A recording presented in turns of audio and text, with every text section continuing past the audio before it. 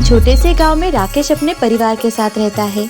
उसकी पत्नी का नाम आरती और उसकी 15 साल की बेटी भी है, किरण। राकेश मिट्टी के घड़े बनाकर अपने परिवार का गुजारा करता था। भैया, मुझे 5 अच्छे मिट्टी के मटके दो। जी अभी देता हूँ, ये लीजिए। अरे मैं कैसे पकड़ूंगी इसे? रिक्शा में डाल दो। राकेश लाठी के सहारे चलता है। वो एक पैर से अपाहिज है। एक एक कर राकेश ने सारे मटके रिक्शे में डाल दिए। उस औरत को राकेश पर थोड़ी भी दया नहीं आई।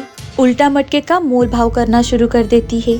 नहीं नहीं भैया, मुझे सब पता है, दाम कम कर दो मटके के।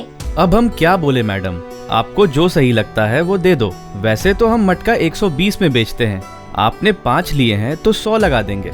नहीं नहीं, ये बहुत ज्यादा है भैया। ये लो 300 रुपए और मैं चलती हूँ। अरे मैडम जी रुकिए, ये तो बहुत कम है। वो औरत 300 रुपए देकर चली जाती है। राकेश बोलता रहा पर वो औरत नहीं रुकी। घर आकर राकेश आरती को सारी बात बताता है। आरती राकेश को हौसला देती है। इस सब में आपकी क्या गलती है? अब इंसान पहले जैसा नहीं रहा, सब मतलबी हो गए हैं। अगर मैं अपाहिज नहीं होता तो उसकी मजाल थी जो मेरे मटके लेके भाग जाती। जो होना था सो हो गया, उस पर क्या रोना। काम पर जा रही हूँ दीदी के घर, आप खाना खा लीजिए। मिट्टी के बर्तन लोग ज्यादा नहीं लेते हैं। घर चलाने के लिए आरती दूसरों के घर में काम किया करती थी। घर बैठे बैठे काम नहीं चलने वाला है, क्यों ना मैं सब लोगों की तरह काम करूं। महीने के आखिर में कुछ पैसे तो आएंगे। गांव के गोदाम में काम करने के लिए आदमी चाहिए था और ये बात राकेश को पता चलती है तो राकेश गोदाम के मालिक के पास काम मांगने के लिए जाता है। मालिक, हमें कोई काम दे दो। मेरे पास बहुत काम है, तू कैसा काम करेगा? कुछ भी मालिक, जो आपको सही लगे। ठीक है। मालिक छोटू को आवाज लगाता है और राकेश को काम दिखाने के लिए कहता है। छोटू देखता है कि राकेश अपाहिज है तो वो कहता है, मालिक ये तो एक पैर से लंगड़ा है, कौन सा काम दिखाऊं इसको? अरे भाई, पहले नहीं बोल सकता था क्या? तू अपाहिज है? जा जा, तेरे लिए कोई काम नहीं है। मालिक ऐसा मत करो, कृपा करके कोई भी काम दे दो, मैं कर लूंगा। अरे जा यहाँ से, यहाँ तेरे से कोई काम नहीं होगा। राकेश अंदर से टूट चुका था। उसे समझ में ही नहीं आ रहा था कि आखिर वो करे तो क्या करे जिससे वो कुछ पैसे कमा सके। लगता है बस मैं मिट्टी के बर्तन ही बना सकता हूँ, उसके अलावा मैं कुछ नहीं कर सकता।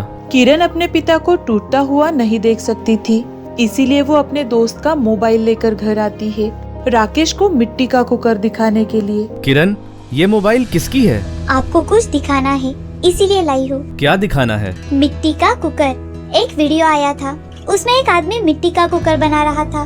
कुकर? वो भी मिट्टी का? बन ही नहीं सकता है बेटी। ये देखो वीडियो पापा। राकेश ने बड़े ही ध्यान से वीडियो को देखा। उसे यकीन ही नहीं हो रहा था कि दुनिया कितनी आगे बढ़ गई है। हाँ, तूने सही कहा। पापा आप भी बनाओ ना मिट्टी का कुकर। बना तो लूं बेटी, पर सामान कहाँ से लाऊंगा? ये सीटी, लॉक के लिए तार वगैरह? बाजार से। मैंने आपने दिए हुए पैसों से कुछ पैसे जमा कर लिए हैं, उन्हीं से ले लेंगे। किरण ने अपना गुल्लक फोड़ा। दोनों बाप बेटी बाजार जाते हैं मिट्टी का कुकर बनाने का सामान लाने। बाजार पूरा घूम घूम कर किरण मिट्टी के कुकर बनाने वाली सामग्री ले आती है। पापा एक बार देख लीजिए, इसमें कुछ चाहिए? हाँ, सब सही है, पर तूने सब ज्यादा क्यों ली? हम तो एक कुकर बनाने वाले हैं ना। घर चलो फिर बताती हूँ। राकेश घर आते ही मिट्टी का कुकर बनाना शुरू कर देता है। वो मिट्टी के बर्तन बनाने में बहुत ही माहिर था, इसीलिए कुछ ही देर में वो मिट्टी का बहुत ही बढ़िया कुकर बना देता है। आरती, चलो इस मिट्टी के कुकर में खाना बनाना शुरू करते हैं। क्या सच में हम इस मिट्टी के कुकर में खाना बना पाएंगे? अब वो तो बनाने के बाद ही पता चलेगा माँ। कुछ ही देर बाद मिट्टी के कुकर से चावल की बहुत ही बढ़िया खुशबू आ रही थी। आरती खाना देखती है तो पूरा खाना तैयार था। उनका परिवार मिलकर चाव से खाना खाते हैं। कल से हम बाजार में मिट्टी का कुकर भी बेचेंगे। अब बचे हुए सामान से राकेश ने 5-6 मिट्टी के कुकर और बना दिए। अगले दिन बाजार में राकेश मिट्टी का कुकर भी बेचने लगता है। आओ आओ, मिट्टी के कुकर ले लो। क्या सच्ची में मिट्टी का कुकर होता है? हाँ होता है, आपके सामने ही है, देख लो। उस औरत को मिट्टी का कुकर बहुत ज्यादा पसंद आता है। कुछ ही देर में सारे मिट्टी के कुकर बिक जाते हैं। अगले दिन राकेश और भी मिट्टी के कुकर बनाकर बाजार लाता है।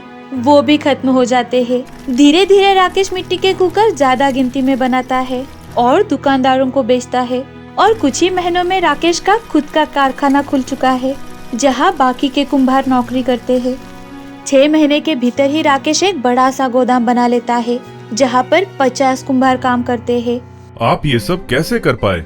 शायद इसीलिए क्योंकि मेरे पास और कोई रास्ता नहीं था। मैं अपाहिज हूँ, इसीलिए कोई काम नहीं मिला। मुझे बस मिट्टी के बर्तन बनाना ही आता था और मैंने उसी में ये नया कुकर बनाया और बस भगवान ने मेरी किस्मत बदल दी। राकेश का मिट्टी का कुकर आज दुनिया भर की हेडलाइन है। राकेश ये सब कर पाया क्योंकि उसके पास कोई रास्ता नहीं था, और अक्सर जब इंसान के पास कोई रास्ता नहीं होता तो भगवान ही उसकी मदद करता है। कुछ समय पहले रामगढ़ नाम के गांव में राघव अपने माँ पिताजी के साथ रहता था।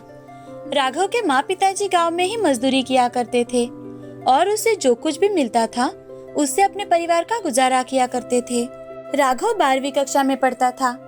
ऐसे ही एक दिन स्कूल छूटते ही एक लड़का माजा पी रहा था, तो उसे देख राघव को भी माजा पीने का मन करता है।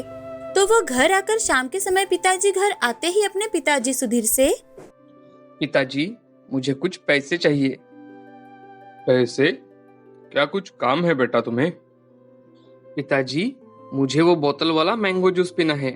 हमारे कॉलेज के कई सारे बच्चे पीते हैं हर रोज, मुझे भी पीना है। दिखने में इतना अच्छा होता है तो टेस्ट भी उतना ही होगा ना? बेटा लेकिन मेरे पास तो अभी कुछ पैसे नहीं है, मैं तुम्हें बाद में दिलाऊंगा। अब तुम अपनी पढ़ाई पर ध्यान दो। तुम पढ़ लिख जाओगे ना तो तुम्हें किसी चीज की कोई कमी नहीं रहेगी। पिताजी मुझे भी बच्चों की तरह रहना है, खाना पीना है, उनके जैसा रहना है। आप हमेशा ऐसे ही कहते हो और मुझे कुछ नहीं मिलता हमेशा। अपने पिताजी से ऐसे बात करते हैं भला? यहाँ पापा को हाथ मुंह धोने दो। और हाँ, तुम्हें माजा ही पीना है ना, तो मैं तुम्हें कल घर पर ही बना कर दूंगी। नहीं माँ, मुझे नहीं पीना घर का वो मैंगो जूस, मुझे वो खरीद कर ही चाहिए। बेटा तुम्हें हमारे हालात पता है ना, हम कितनी मुश्किलों से अपना गुजारा करते हैं, फिर भी तुम्हारी ये जिद। हाँ हाँ मुझे सब पता है माँ, लेकिन मुझे अभी के अभी पैसे चाहिए, बस मुझे और कुछ नहीं सुनना। ऐसा कहकर राघव गुस्से से बाहर चला जाता है। राघव के माँ पिताजी मजदूर थे, लेकिन राघव को उन्होंने बड़े ही लाड़ प्यार से संभाला था। वो बहुत होशियार था, लेकिन कभी कभार अपने हालात के बारे में सोच उसे गुस्सा आ जाता था। उसे गुस्से से बाहर जाते देख सुधीर उसे आवाज लगाते हुए, राघव राघव, अरे यहाँ आओ बेटा, ऐसे गुस्सा नहीं करते बेटा। सुधीर के बुलाने पर भी राघव वहाँ पर नहीं जाता और वो गुस्से से बाहर चला जाता है। तो सुधीर शालिनी से, शालिनी, राघव सही तो कहता है, हमारे इकलौते बेटे की हम एक ख्वाहिश भी नहीं पूरी कर सकते। मैं एक काम करता हूँ, कल आते वक्त साहब से कुछ एडवांस मिलता है क्या देखता हूँ। अजी कोई जरूरत नहीं है, मैं उसको घर में ही बना कर दूंगी। वैसे भी अब गर्मी का मौसम है तो आम तो मिलते ही है, और माजा भी तो आम का रस ही तो होता है ना, मीठा वाला। दूसरे दिन शालिनी खेतों से आते वक्त आम लेकर आती है और घर में ही आम का रस निकाल कर राघव को देने जाती है। राघव, ये देखो मैंने तुम्हारे लिए क्या बनाया है, आम रस। यही पीना था ना तुम्हें? नहीं माँ, मुझे नहीं पीना घर का आम रस, आप ही पी लो, मुझे तो दुकान से खरीद कर ही चाहिए। अरे राघव बेटा, तुम्हारी माँ ने तुम्हारे लिए कितनी मेहनत से बनाया है, तुम एक बार चक्कर तो देखो। और हाँ, अगर तुम्हें ये पसंद नहीं आया ना तो मैं खुद दुकान से तुम्हें ला कर दूंगा। पिताजी आप सच तो बोल रहे हो ना? हाँ बेटा, सच कह रहा हूँ। अपने पिताजी की बात मानकर राघव थोड़ा सा आमरस पी लेता है, तो उसको वो आमरस इतना ज्यादा पसंद आता है कि वो पूरा का पूरा आमरस पी लेता है और अपनी माँ से, अरे वाह माँ, ये तो बहुत अच्छा बना है, मुझे बहुत पसंद आया। पिताजी अब मुझे दुकान का आमरस नहीं चाहिए, अब तो मैं माँ के हाथ का ही आमरस पिया करूँगा। माँ कल मुझे स्कूल में भी दोगी ना? अब राघव अपने माँ पिताजी को सॉरी कहकर माँ पिताजी के गले लगता है और रात को खाना खाकर सभी सो जाते हैं। दूसरे दिन राघव अपने दोस्तों को भी आमरस लेकर जाता है। तभी स्कूल के कुछ अमीर ज्यादा लड़के उसे चिढ़ाने लगते हैं, लेकिन उसके कुछ दोस्त आमरस पीकर देखते हैं तो उन्हें भी वो बहुत ज्यादा पसंद आता है। तो राघव का दोस्त सूरज राघव से, राघव ये कितना अच्छा बनाया है तुम्हारी माँ ने, बाहर मिलता है उससे तो कई अच्छा है ये। हाँ वो तो है। अरे कुछ भी, ये तो घर का आमरस है, और तुम इसे माजा समझकर पी रहे हो। एक बार पीकर तो देखो, फिर पता चलेगा। राघव को चिढ़ाने वाले बच्चों में से एक बच्चा भी आमरस पीकर देखता है तो उसे भी वो आमरस इतना ज्यादा पसंद आता है कि अब हर रोज राघव को आमरस लाने के लिए सभी कहने लगे। अब कुछ दिन ऐसे ही बीत जाते हैं। एक दिन सुधीर की तबीयत बहुत खराब हो जाती है। सुधीर सोच में पड़ जाता है कि आखिर अब क्या होगा। अब सुधीर कुछ टेंशन में दिखाई दे रहे थे कि तभी राघव अपने पिताजी से, पिताजी क्या हुआ है? मैं कई दिनों से देख रहा हूँ, आप बहुत चिंता में दिखाई दे रहे हो। कुछ नहीं बेटे, वो तो बस ऐसे ही। पिताजी बताओ ना, क्या बात है?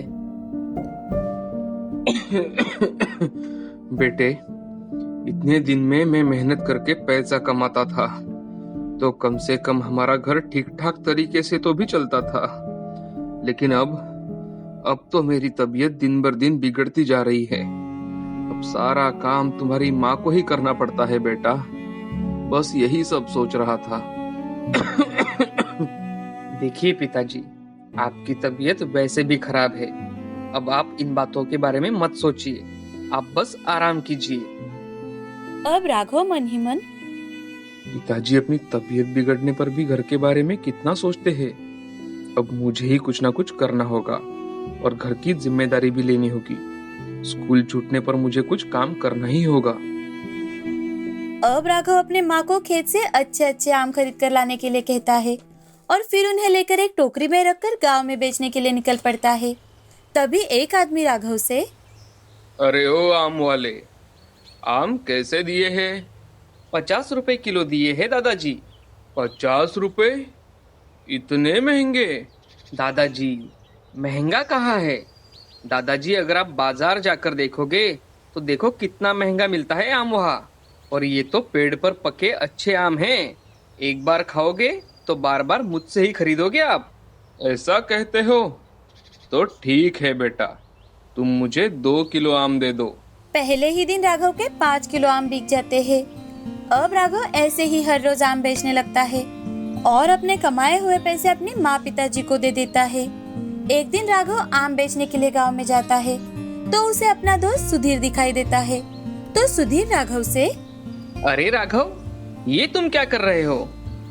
अरे सूरज, पिताजी की तबीयत अब कुछ ठीक नहीं रहती, तो मैंने सोचा अब एग्जाम भी खत्म हो चुकी है और जल्दी छुट्टियां भी शुरू होगी, तो क्यों ना उनकी कुछ मदद कर दूं।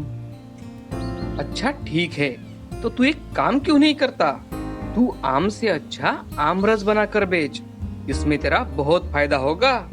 और वैसे भी आंटी कितना अच्छा आम रस बनाती है, उसकी टेस्ट तो आज भी मेरे मुंह में घुल रही है।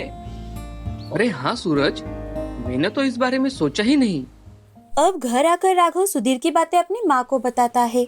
दूसरे दिन राघव आम के साथ साथ अपनी माँ की मदद से आम रस बनाकर वो भी गाँव में बेचने जाता है।